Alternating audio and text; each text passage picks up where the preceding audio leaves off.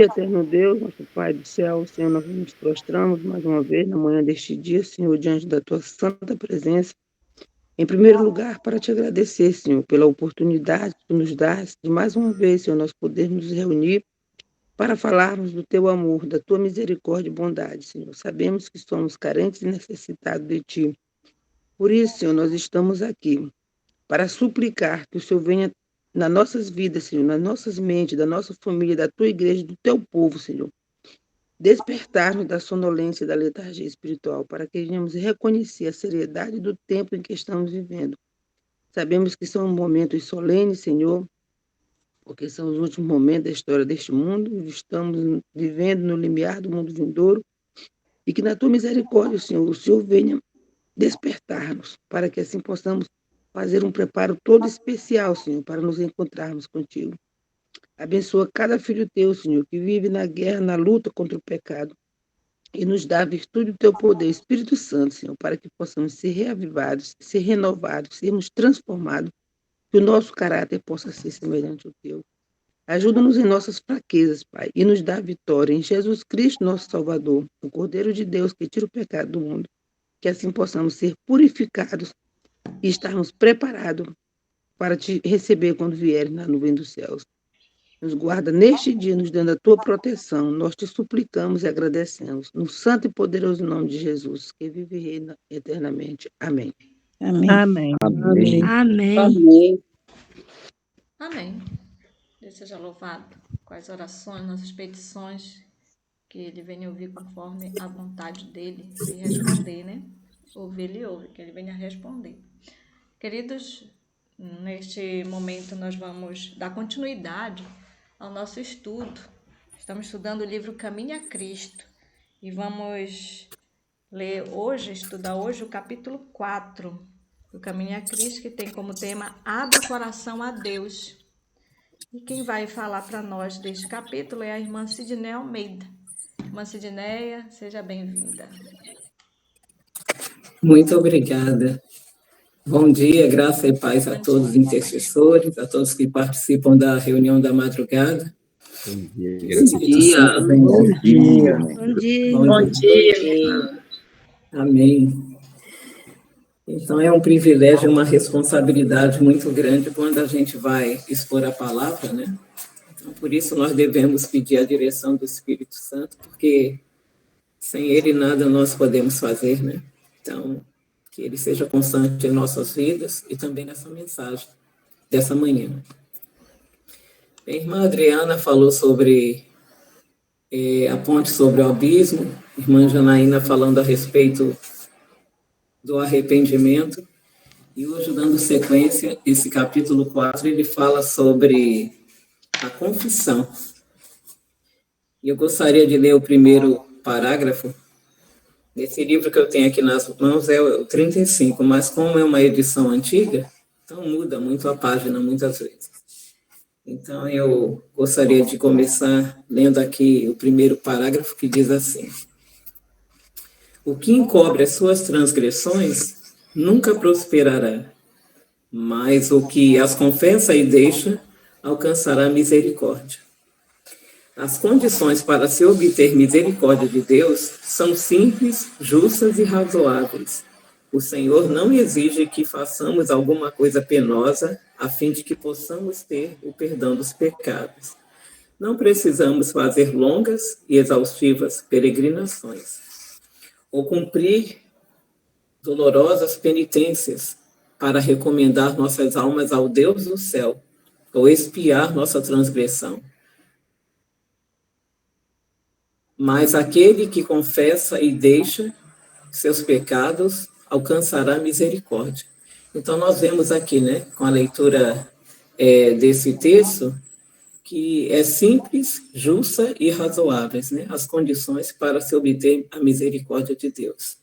Nós vamos ver aqui no estudo dessa manhã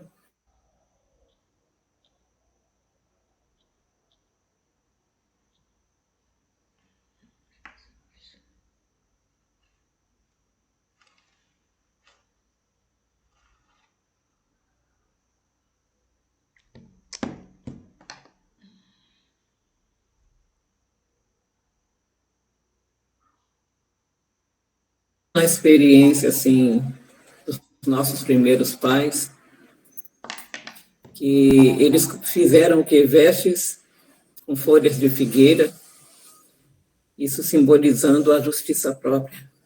Então, por natureza, nós temos isso em nós, né? De querer desculpar o pecado, de querer criar maneiras assim para defender nossas atitudes. Mas, na realidade, nós devemos entender que essa natureza, ela precisa ser transformada a cada dia. A gente vê assim no nosso cotidiano com as crianças, principalmente quem tem filhos, que quando eles cometem algum erro, e quando a gente fala, por exemplo, com um irmãozinho, né, um irmão com o outro, vai pedir desculpa para o seu irmão, coloca um diante do outro, então tem aquela relutância, muitas vezes, de pedir perdão, né? Então, nós somos assim também, porque nós temos no nosso coração determinadas coisas que travam, que impedem que Deus ele cumpra a sua vontade por conta do nosso orgulho, da nossa natureza perversa. Por isso, nós devemos constantemente cair diante da rocha que é Cristo Jesus, para que o eu não prevaleça, mas que ele diminua a cada dia e possamos ter Jesus entronizados em nossas vidas, né?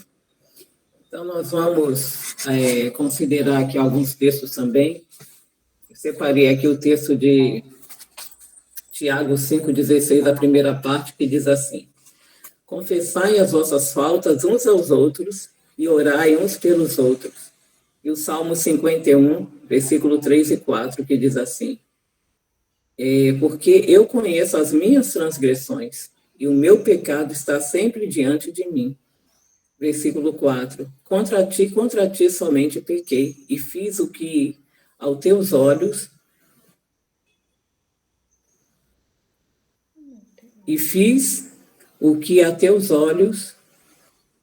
eu não coloquei aqui todo o versículo, mas é aquele versículo em que o salmista, ele pede, né, diante do seu erro, seu grande pecado, que não existe esse negócio de pecado pequeno e grande, né, mas na posição que ele ocupava, se tornou uma coisa assim grande, né.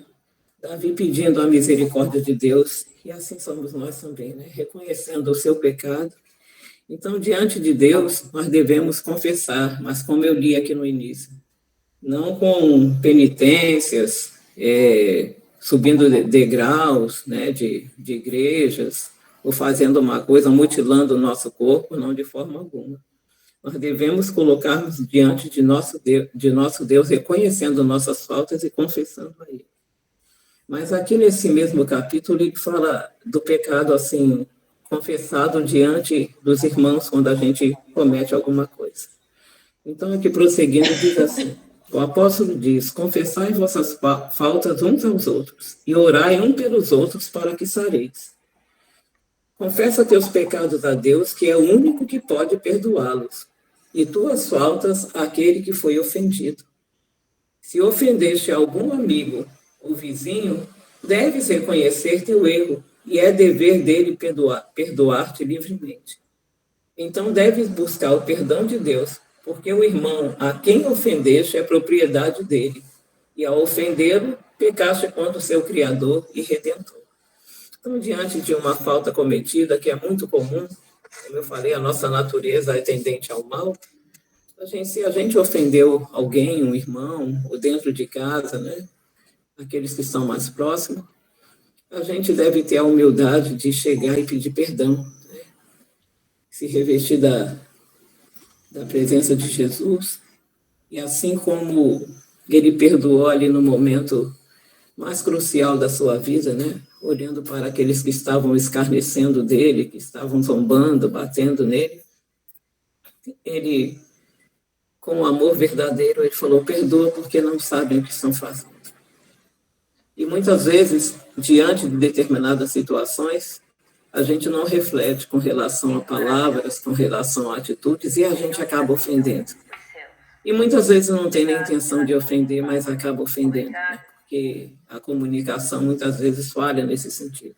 Então, nosso dever é de confessar, não só orar um pelos outros, mas confessar nossas culpas, nossas faltas diante daquele a quem nós temos ofendido. Porque aqui fala, né, que é propriedade de Deus. E se a gente maltrata alguém, nós estamos também ofendendo ao nosso Criador, né? Que Deus nos dê sabedoria a cada momento para que possamos reconhecer, né? Então, esse é o primeiro passo. Reconhecer que erramos e que precisamos pedir perdão. Assim como nós oramos ao Pai Nosso, né? Perdoa-nos, assim como nós temos também perdoado aquele que nos ofende, né? Então, isso é uma necessidade muito grande. E dando sequência aqui, falando a respeito da humildade, apenas a primeira parte, né? Eu estou dizendo assim, uma parte de algo assim muito importante para a nossa vida. Mateus 11, 28, 29, eu separei aqui só um pedacinho, né, das palavras de Jesus. Aprendei de mim, que sou manso e humilde. Então, a humildade, ela deve fazer parte do nosso caráter, das nossas atitudes, porque Jesus mesmo, ele se coloca assim na condição de manso e humilde, né? Então, nós devemos aprender da mansidão de Jesus e nos humilharmos diante de Deus, reconhecendo quem somos e o que precisamos ser, né? Pois essa é a vontade de Deus. 1 Pedro, no capítulo 5, versículo 6, diz assim: humilhai-vos, pois, debaixo da potente mão de Deus. Então, há uma necessidade muito grande de nos humilharmos, né? De nos tornarmos mansos e humildes como Jesus sempre foi. E aqui na página 36, no segundo parágrafo,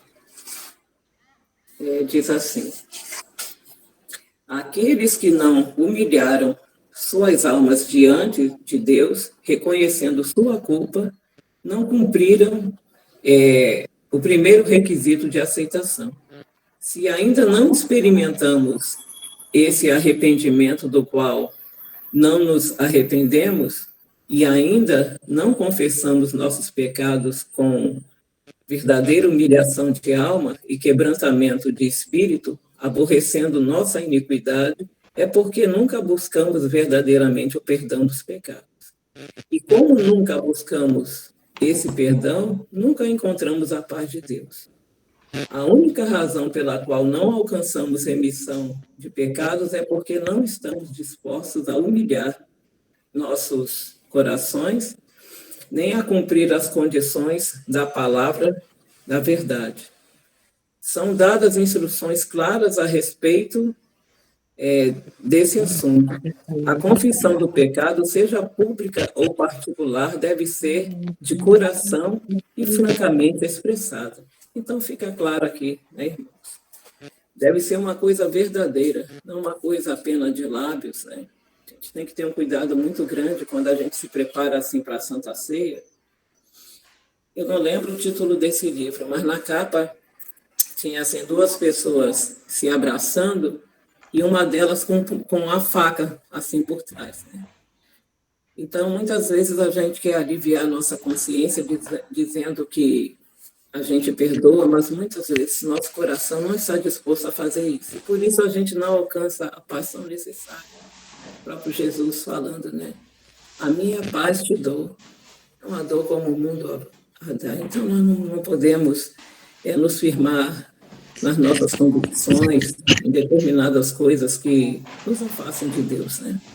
Então, nós devemos ter um cuidado muito grande e sabermos que Deus nos observa e Ele quer realizar e nos transmitir essa paz. E essa paz só vem através do perdão, porque aquele que não perdoa, como está relatado, né, não conhece a Deus, porque Deus é amor. Então, nós estamos na escola de Jesus. E para isso, nós devemos verdadeiramente aprender dele. Né? E agora, aqui passando mais à frente, que é um capítulo pequeno, mas ele é muito rico em conteúdo. Então, separei em tópicos para ficar melhor a compreensão. Então, a confissão verdadeira sempre tem um caráter específico de reconhecer pecados específicos. Então, nós vamos ver aqui 1 Samuel 12, 19, é aquele episódio em que Samuel já estava numa idade muito avançada e o povo, percebendo, o antigo Israel percebendo essa situação, o que eles fizeram? Bem, vamos pedir um rei agora, né? Porque Samuel, logo ele não vai estar no nosso meio e nós carecemos de um rei. Mas eles viram que esse pedido não foi para bem deles, né? Então, diz assim, nos dias de Samuel, na página 37 aqui, dessa edição que eu tenho à mão, diz assim, nos dias de Samuel, os israelitas se afastaram de Deus, estavam sofrendo as consequências do pecado, pois haviam perdido sua fé em Deus. O discernimento de seu poder e sabedoria para governar a nação e a confiança na sua capacidade para defender e vindicar sua causa. Apartaram-se do grande governador do universo e desejavam ser governados como o eram as nações ao seu redor. Antes de encontrarem a paz, fizeram uma confissão definida, porque a todos os nossos pecados temos acrescentado este mal, de pedirmos para nós um rei. Então, nós vemos aqui, né, eles foram específicos, e nós muitas vezes temos muita dificuldade na oração de sermos específicos, de falarmos exatamente daquilo que seja necessário, né, naquele momento. Então, eles reconheceram e falaram, né, que eles acrescentaram esse mal a tantos outros, né, pedindo um rei para eles. Né? Então, é assim, é um exemplo para nós, quando nós estamos falando diante de Deus, né? Termos um pedido assim específico, né? Porque muitas vezes a gente vai falando, mas quando a gente aprende a agir dessa forma, fica melhor, né? Para sermos respondidos naquilo que a gente tem necessidade. Então, a confissão não deve ser aceitável a Deus sem arrependimento sincero e reforma. Aqui é um outro aspecto também da confissão. Nós vemos aqui um exemplo claro de Zaqueu, né? Zaqueu, ele era cobrador de impostos e ele roubava as pessoas, né? Ele tirava, assim, das pessoas e uma vez que ele teve um encontro com Jesus, a vida dele teve uma transformação, né? Então, diz assim, deve haver decididas mudanças na vida. Tudo que é ofensivo a Deus deve ser deixado. Esse será o resultado da genuína tristeza pelo pecado. A obra que temos que fazer de nossa parte está claramente estabelecida perante nós. Lavai-vos, purificai-vos, tirai a maldade de vossos atos de diante dos meus olhos. Cessai de fazer o mal, aprendei a fazer o bem. Praticai o que é reto, ajudai o oprimido, fazei justiça ao órfão, tratai a causa das viúvas.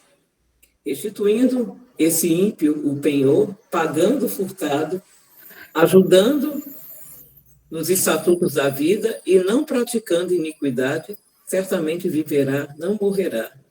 Paulo diz da obra de arrependimento. Quanto cuidado não produziu isso em vós mesmos, que segundo Deus fostes contristados. Que apologia, que zelo, que vingança, em tudo mostrastes estar puros neste negócio. Quando o pecado enfraquece as percepções morais, o malfeitor não discerne os defeitos de seu caráter, nem compreende a conformidade do mal que tem cometido, a menos que ceda ao poder convincente do Espírito Santo. Temos aqui como exemplo, né, depois, falando a respeito de nossos primeiros pais, que diz assim, depois de Adão e Eva terem comido do fruto proibido, ficaram cheios de um sentimento de vergonha e horror. De início, o único pensamento deles foi como desculpar seu pecado e escapar da terrível sentença de morte. Quando o Senhor o interrogou a respeito de seu pecado, Adão replicou lançando a culpa parcialmente sobre Deus e parcialmente sobre sua companheira. A mulher que me deste por companheira, ela me deu da árvore e comi. A mulher pôs a culpa sobre a serpente, dizendo: a serpente me enganou e eu comi. Por que fizeste a serpente? Por que consentiste que entrasse no jardim do Éden? Essas perguntas estavam implícitas nas desculpas da mulher por seu pecado, pondo assim sobre Deus a responsabilidade da queda deles. Então, o espírito de justificação própria originou-se com o pai da mentira e tem sido demonstrado por todos os filhos e filhas de Adão. Então, aqui fica claro, né?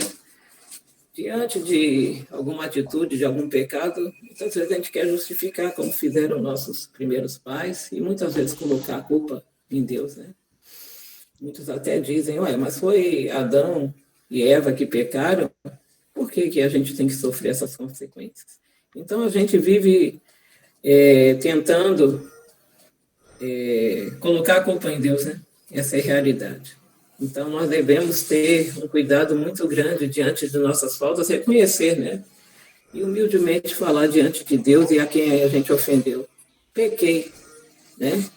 Então, não tentar justificar, porque aqui ainda diz, né, que o espírito de justificação própria originou-se, como eu li, né?